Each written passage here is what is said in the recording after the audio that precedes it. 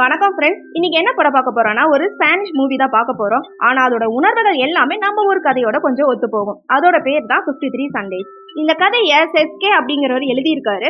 அவர் ஏற்கனவே எழுதின ஒரு நாவல் தான் இப்ப சினிமாவா மாத்திருக்காரு. இது ஒரு கோர்ட் ரூம் டிராமா மாதிரி ஒரே வீட்டுக்குள்ள நடக்கிற கேரக்டர்களை வச்சு நகர கதையா இருக்கு. நெட்ஃபிளிக்ஸ்ல தமிழ் டப்பிங்லயும் இது கிடைக்குது. இந்த படம் ஆண்களுக்கு பிடிக்குதோ இல்லையோ கண்டிப்பா பெண்களுக்கு பிடிக்குங்க. ஏன்னா இதுல வர குடும்ப சிக்கல், எமோஷனல் பார்ட் எல்லாமே பெண்களுக்கு கொஞ்சம் நெருக்கமாவே இருக்கும். இந்த கதை ஒரு 86 வயசான அப்பாவையும் அவரோட 3 பிள்ளைகளையும் சுத்தி தான் நடக்குது. மூத்த மகனா விக்டர் வராரு. இவர் ஒரு பெரிய வீட்டு பணக்கார பெண்ணை கல்யாணம் பண்ணிட்டு அந்த வீட்டுக்கே வீட்டு மாப்பிள்ளையா போயிட்டாரு. வெளியே பார்க்க வசதியா வாழ்ற மாதிரி தெரிஞ்சாலுமே மாமனார் வீட்டுல இவருக்கு மரியாதையே கிடையாது. மனைவியோட எடுபடி மாதிரி தான் வாழ்ந்துட்டு இருக்காரு. ஆனா வெளியே தான் ஒரு பெரிய ஆளு அப்படின்னு கெத்து மட்டும் கட்டிட்டு இருப்பாரு. 2வது மகளா நடாலியா வராங்க. இவங்களுக்கு அமைஞ்ச புருஷன் சரியில்லை. அதனால அவனை பிரிஞ்சு தனியா வாழ்ந்துட்டு வராங்க.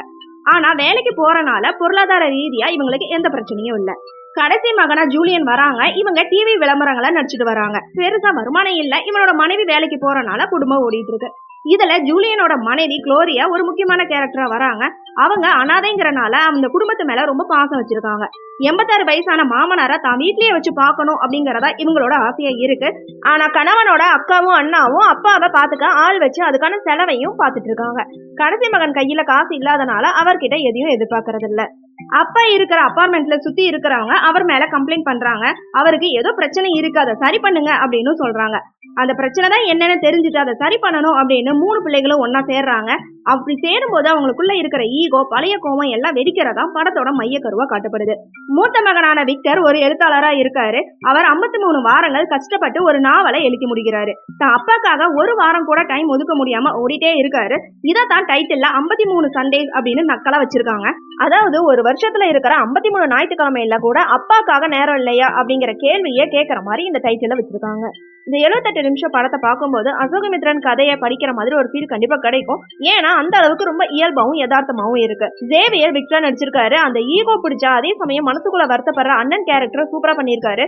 தன்னோட நாவலை படிச்சு தம்பியும் தங்கச்சியும் பாராட்டுவாங்க அப்படின்னு அவர் ஏங்கிற இடம் அருமையா இருக்கு. நடாலியா 2வது பொண்ணா வராங்க. அண்ணன் கிட்ட உன் நாவலை எனக்கு பிடிக்கல அப்படின்னு மூஞ்சில அடிக்கிற மாதிரி பேசுற இடம் கொஞ்சம் சிரிப்பாவே இருக்கு. ஜூலியன் கடைசி பையனா வராங்க. அண்ணன் நாவலை 2 வாட்டி நான் படிச்சேன் அப்படின்னு சொல்ற இடத்துல கொஞ்சம் பாசம் தெரியுது. படத்தோட ஒளிப்பதிவும் பின்னணி இசை எல்லாமே சிம்பிளா இருந்தாலுமே அந்த உரையாடல்கள் மூலமா நம்மள பார்க்க வச்சிருக்காங்க. ஒவ்வொரு கேரக்டருக்கும் ஒரு ஹாபியும் இருக்கு, ஒரு தனிப்பட்ட வழியும் இருக்கு. அதை என்ன சொல்ல வராங்களோ அந்த 78 நிமிஷத்துல நீட்டா சொல்லியிருக்காங்க. நாகரிகமா தொடங்குற இந்த 3 பேத்தோட சந்திப்பு கடைசியில அவங்களுக்குள்ள இருக்கிற அந்த பழைய மனக்கசப்பு, பொறாம, பொறுப்புகளை தட்டி கழிக்கிற மாதிரி காரணங்களால பெரிய சண்டையா மாறுது. இந்த சண்டையோட முடிவுல அவங்க தன்னோட தந்தைக்காக தியாகம் செய்யவோ இல்ல பொறுப்பேற்கவோ தயாரா இல்ல அப்படிங்கறதையும் சொல்லியிருக்காங்க. படத்தோட கடைசியில அவங்க எதையுமே தீக்கல. ஆனா தங்களோட சொந்த ஈகோ, சுயநலத்தால எப்படி ஒரு பாசமான உறவை செதைச்சிட்டு இருக்காங்க அப்படிங்கறத உணர்றாங்க. படத்தோட கிளைமேக்ஸை யாராலையும் எதிர்பார்க்கவே முடியாது. உங்களை கண்டிப்பா ஒரு நிமிஷம் யோசிக்க வைக்கும். ஒரு நல்ல சிறுகதையை படிச்ச திருப்தியும் கண்டிப்பா கிடைக்கும்.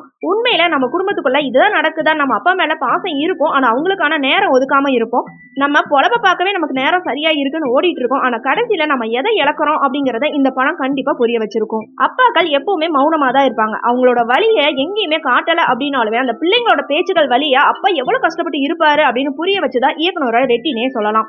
ஆக மொத்தத்துல 53 சண்டேஸ் எப்படி இருக்குன்னு கேட்டீங்கன்னா, குடும்ப கதைகள் பிடிக்கும் அப்படின்னா கண்டிப்பா இந்த படம் உங்களுக்கு பிடிக்கும். மெதுவா உணர்வுபூர்வமான படங்களை விரும்பி பாப்பீங்க அப்படின்னா உங்களுக்கான படனே சொல்லலாம். ஓகே ஃப்ரெண்ட்ஸ், நெக்ஸ்ட் வீடியோல பார்க்கலாம். இந்த வீடியோ உங்களுக்கு பிடிச்சிருந்தா லைக், ஷேர், சப்ஸ்கிரைப் பண்ணுங்க. தேங்க்யூ.